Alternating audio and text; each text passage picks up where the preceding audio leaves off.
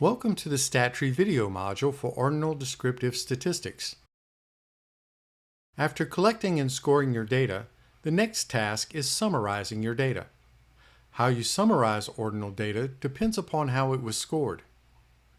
This video will cover just the ordinal descriptives, such as any ranking variables on your survey.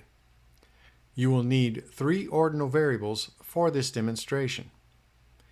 In looking at the Preferred Entertainment Viewing Survey, Question 1 ranking show preference is ordinal with 3 nominal values: drama, action, and comedy.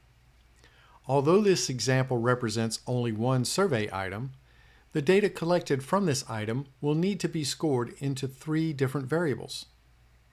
If you are importing data directly into SAS from an Excel file, there are 2 methods for scoring this ordinal data survey item. The type of information you wish to derive from the data will determine the method chosen. The first method involves creating 3 variables listed as first choice, second choice, and third choice. This method provides the researcher with the opportunity to make frequency or percentage comparisons across degree of preference. The second method, and the method chosen for this demonstration, involves creating 3 variables for each of the possible choices listed as drama, comedy, and action.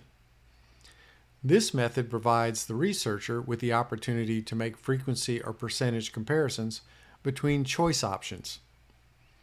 The second method for scoring rank order data also provides for analyses involving other variables, such as comparing first preferred show types between groups of study participants.